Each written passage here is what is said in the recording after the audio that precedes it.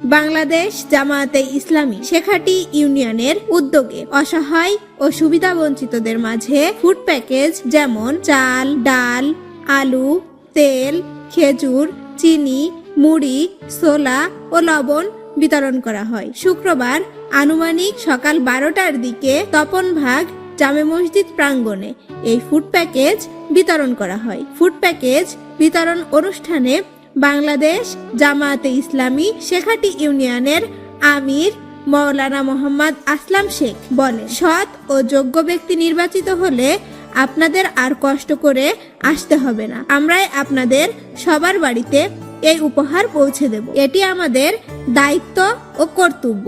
এজন্য বাংলাদেশ জামায়াতে ইসলামী চাই দেশে ন্যায় ও ইনসাফ ভিত্তিক সমাজ ব্যবস্থা চালু হোক, সৎ লোকের শাসন, আল্লাহর আইন বাস্তবায়ন হোক। এ সময় আরো উপস্থিত ছিলেন তপনভাগ গ্রামবাসী।